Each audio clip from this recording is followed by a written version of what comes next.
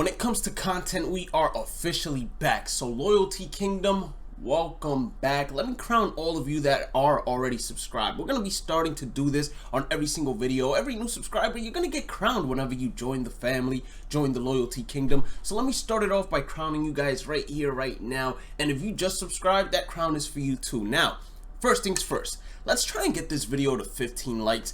It's been a minute since we've hit 15 likes. I know, it's been a minute since you've uploaded a video, so it makes it hard to hit 15 likes. You don't gotta go and, beat me down, cause I might pack a couple guns and, you know what I'm saying, bust back. But besides that, today what we're gonna be doing is we're gonna be talking about the Fielding Overhaul, the Thursday feature premiere. I know, I'm 2 days late, but relax, I've had schoolwork and I've had excuses, because that's all you're hearing right now, and I'm not going to continue with it. But we're going to go in detail. We're going to say the good, the bad, what I think is going to increase the skill gap, what I think is going to decrease the skill gap, all of that good stuff. So first things first, if you haven't already, follow me on all social medias, just like you guys are seeing right there. I don't have a Facebook though, but above me, you should see all the social medias you can follow me on: Twitch, Twitter, Instagram, YouTube. Hit that subscribe button, hit that follow button, turn on that notification bell, especially if you're new to MLB The Show, because soon enough we're going to start a series where I'm going to take you throughout the ins and outs of Diamond Dynasty. And just know, this year I'm on my cocky shit, you feel me? So we going to talk that talk and we going to do that do, you feel me? Anyway, anyhow, I don't know why I said anyway, anyhow, but yeah, I forgot my train of thought. Just know, turn on that notification bell, follow me on all social medias, and let's get into this. So let's talk about the first thing that I saw that really caught my eye. First and foremost, they're going to have a bunch of new indicators, which is beautiful. They're going to have routine to ball indicator, or route to ball, I don't know why I said routine, base for play, catch ball, enhanced tag up, extreme wall catch, rob home run, and last but not least, routine fly ball indicator. And I think all of these are great indicators, just for the simple fact that if you're new to MLB The Show, if you're new to baseball in general, you generally don't know where to throw the ball, especially in critical situations. So for a casual to hop in the game, never have played baseball before, and know where to throw the ball, know what route to take to field the ball correctly, I think those are all critical, and they're not only going to help casuals, but they're also going to go ahead and help experienced players as well. So I would suggest that even if you are a competitive player, top 50, I don't care what you are, I would suggest you turn these on, because in case you ever want to record a clip, send it to SDS and complain about it, you will have the right in terms of right or wrong, because you have their indicators and you followed their indicators, and the indicators still gave you a funky animation, etc. And you would hope that they go into the game and fix it. So let's go into what I specifically liked about this. So we're gonna go towards a line drive to left field, right? Bases are loaded, correct? Let's go after this right here. Another thing they added is they give you an indicator of when to dive. I believe L1 is going to glow, or it's not going to glow, but it's going to tell you that when you're reaching that yellow line, that's when you're supposed to press L1 to dive. I think that's going to be great for experienced players. I think that's going to be great for casual players. I also like the fact that a little bit earlier here, it was telling you which base to throw it to, etc. So I believe it was somewhere along the lines of, right, well, we're going to see it anyway, so there's really no point in going ahead and doing all that. But let's go to 6:45, or not 6:45, let's go to 6:48. I know I'm horrible clicking the time, but right here, right after this one, as you guys can see, it's telling you to throw to the cutoff man. That's going to be great for casual players. That's going to be great for experienced players as well, because sometimes you just don't think with your head. But this is the clip that I'm talking about right here that I love the most. So base is loaded. Looks like a late jam base hit, honestly speaking. Hit the other way by Gregory Polanco, it looked like. And look, gold fielder at left field. You see the route that they advise you to take. He cuts way out in front of it, trying to basically cut the ball short, and look what happens. The ball passes him, it gets to the wall, and the bases are going to be unloaded. That's going to be painful. Instead of giving up 2 runs, you're going to end up giving 3 runs, and then runners are going to be in scoring position still, and that's going to be a bad look on you. But next clip they show instantly right after, it's the same thing, and this is where I say that even though they show you a route, skill gap is still in the game when it comes to fielding. Look at this.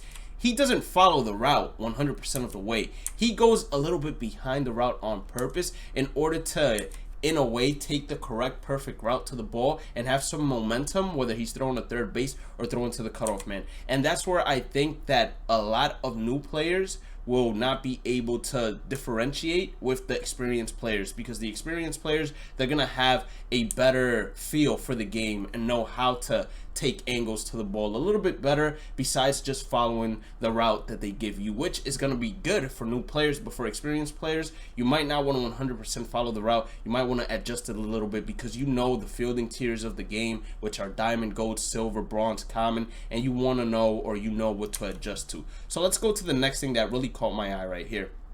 And robbing home runs, that really didn't affect me too much, because most of the times you either have a 50% chance of robbing it, 50% chance of not robbing it. But what I really liked was the fact that the glove now actually goes over the wall, so we have better animations. It's more realistic. Everybody loves that. And just in case you don't know how to rob a home run here, it's gonna make it super simple. As you guys saw with the little yellow arrows, once you see the third green arrow go green, that just means you press R1 or whatever button you have, so you can go ahead and climb the wall, and then boom, the player gets into an animation, and if you're able to rob it, you're gonna rob it. If you're not gonna rob it. Now, this might increase the home run robberies in the game, in my opinion, and I'm all for it.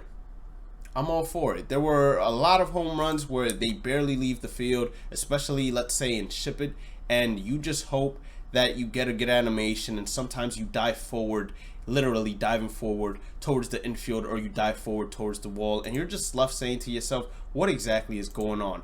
Next big improvement that I saw was, now if you're anywhere near the baseball when it's about to hit off the wall, it locks your outfielder and makes them stray from left to right. So that is beautiful. Even if you have a horrible defender, as you guys can see, it's a common defender right here. That's why the ribbon, when it hits off the wall, is not amazing and you can't see the whole path.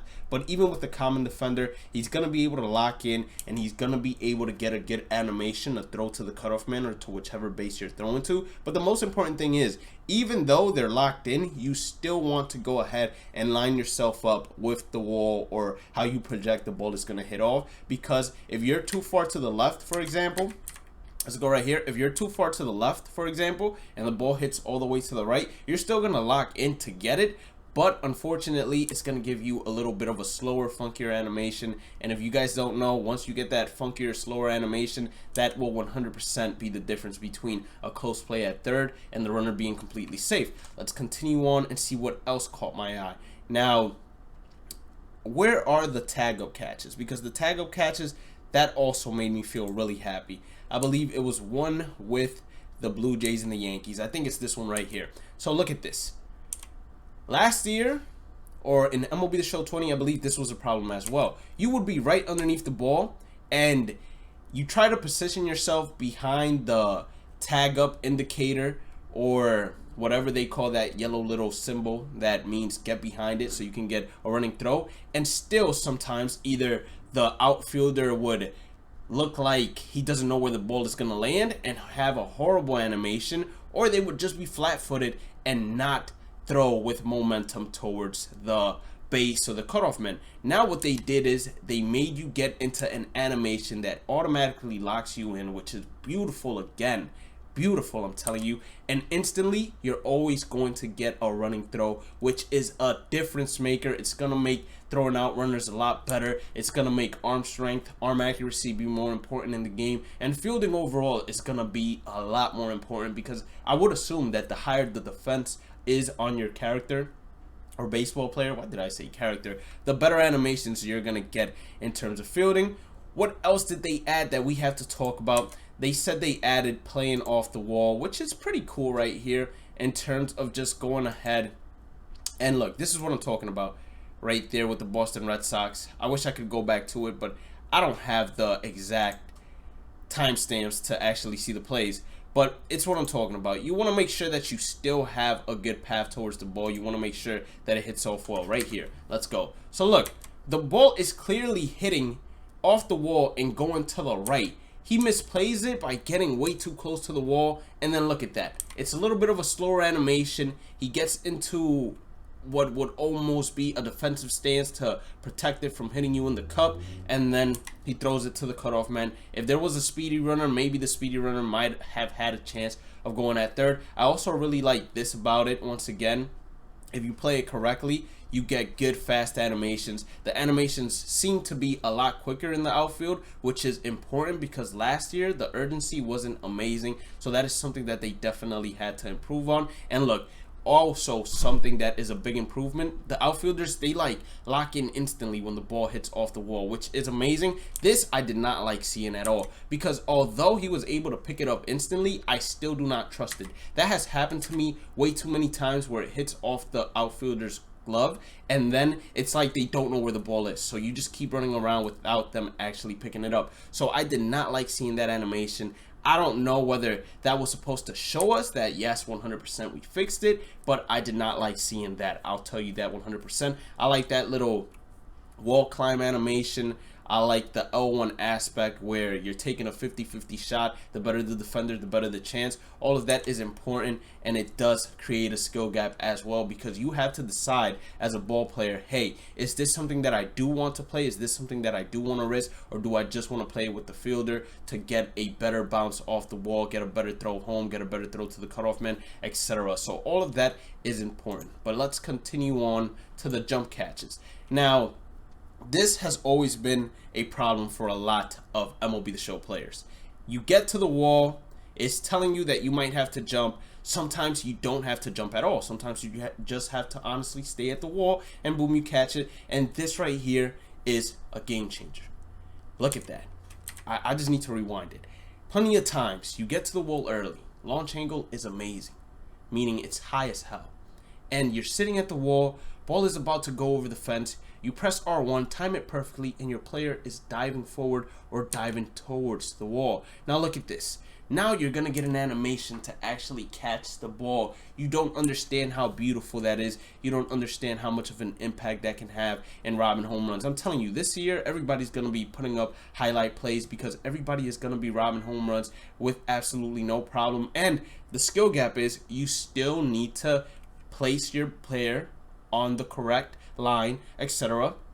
What I liked about this, and what I was talking about a little bit earlier, sometimes the balls are hit to the wall, you don't know whether to press R1 or not, and it just gets into an animation where it either locks you in or you have no opportunity of catching the ball. I like that they added more animations to catch the ball at the wall, especially if it's hitting off a high surface. And basically, if you want to press L1, you could press L1, but you don't need to, because the better animations now allow you to get the throw to the cutoff man a lot easier and just make the catches a lot better. So I highly doubt you'll be having to press L1 when you see something like this. It's gonna get into a lock-in animation, and even if it says press L1, most of the times you probably don't want to press L1 regardless, because look at this Byron Buxton clip right here. He gets back, he could have pressed L1 there, but instead it got into a little bit of a lock-in animation. We go to the one with Harrison Bader at center field. Look at this, same thing. It's going to be an extreme catch. It's at the wall, and he doesn't press L1. It just automatically goes in and locks him into that grab.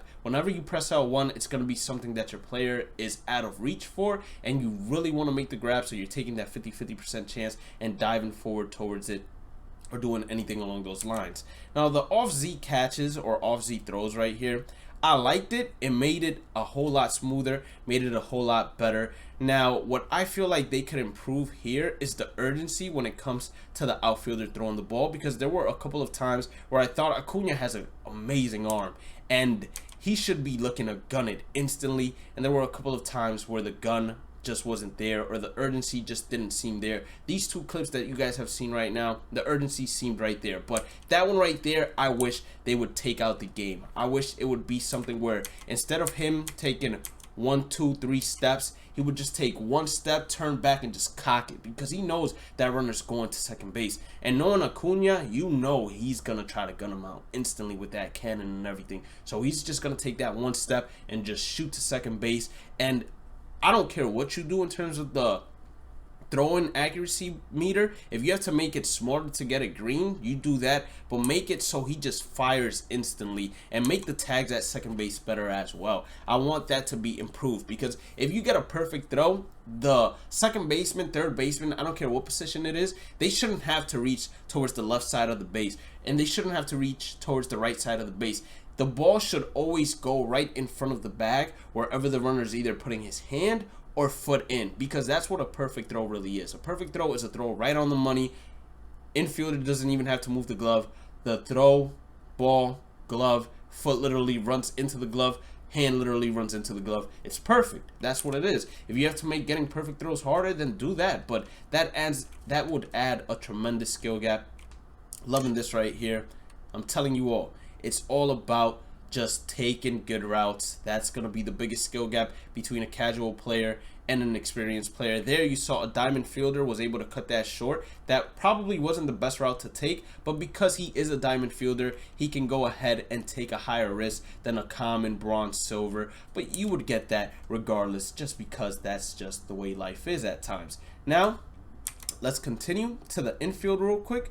So the infield, nothing too crazy was really changed in my opinion. Nothing really to talk about. I didn't like that animation right there. I'm like, why would he even try to field it like that if he has no opportunity? But that was a bad route to take, even though the indicator was telling you to necessarily run straight towards the ball. That was a bad route. As you guys can see, he still ended up cutting the ball short, or cutting the route short, instead of going a little bit behind it. If he would have went a little bit behind it, he would have had a much better opportunity to make that throw to first base and field the ball, which is the most important thing. So the infield fielding, they've improved it a ton, especially for slow grounders, which is beautiful. When it comes to the pitcher, when it comes to the catcher, whatever it is, they improve slow grounders. That's a humongous plus in my opinion. And then the final thing that I believe we have to talk about is the slow bloopers over the infield.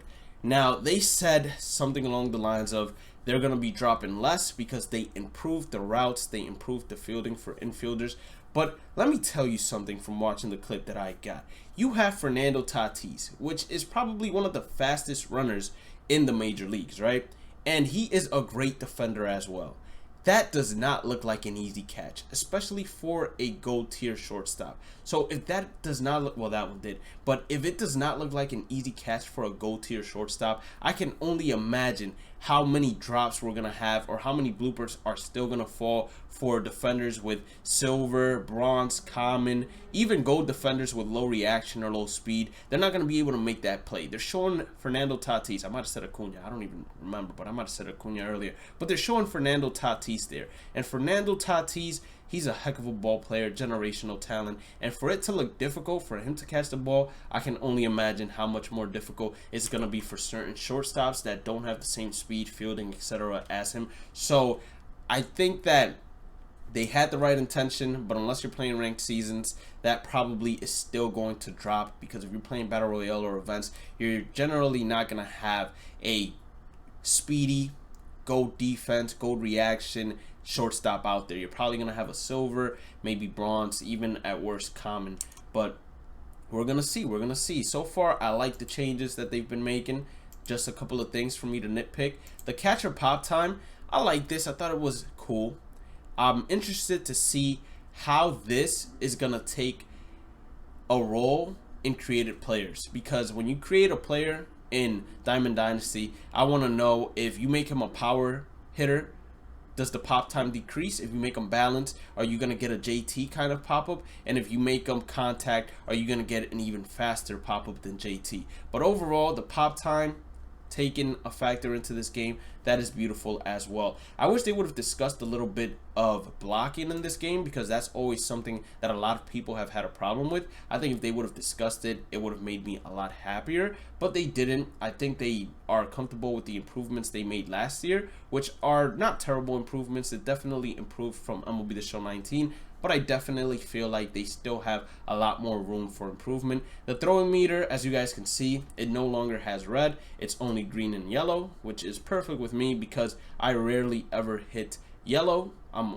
always green, cash money, that's me. But throwing meter, not really big changes, just something small. And if you don't use the throwing meter, I suggest you start in MLB The Show 21 or right now in MLB The Show 20. Start playing Conquest, play versus CPU, Showdown, turn on button accuracy, and start practicing it, because it is the easiest and best way to improve your fielding percentage in the game. And then last but not least, we have the legend revealed. Now, me personally, I saw this legend and I said to myself, really? Grady Sizemore? Now, Grady Sizemore, he didn't have an excellent career. He was basically hurt by injuries in terms of being able to break out and become the player he was projected to. But the reason I said really about it is because I said to myself, you gave us Alfonso Soriano, someone that was seriously hyped up and a lot of people wanted, and you go from Alfonso Soriano to Grady Sizemore. I expected them to hit us with something crazy like Jeff Kent, or maybe someone along the lines of Carlos Beltran coming back, or something along those lines. You know what I'm saying? Maybe Carlos Beltran will be the collection reward. You never know. Or maybe they bring in Derek Jeter or something. I love Derek Jeter, so I hope they bring Derek Jeter in soon. But anyways, that was basically it. That's what the entire Thursday feature premiere was about. If you did end up enjoying today's content, as always, make sure you guys hit that like button. We're aiming for 15 likes. Hit that subscribe button. Join the loyalty kingdom and let me crown you. And then make sure you follow me on all social medias listed above me. Turn on that notification bell. And as always, have a blessed day and night. Stay positive, stay safe, stay blessed. And I will catch you all on the next one. And last but not least, make sure you click on the channel community tab. Interact with me there too, because there I put a lot of polls, etc., asking you all questions. I'm out. Holla.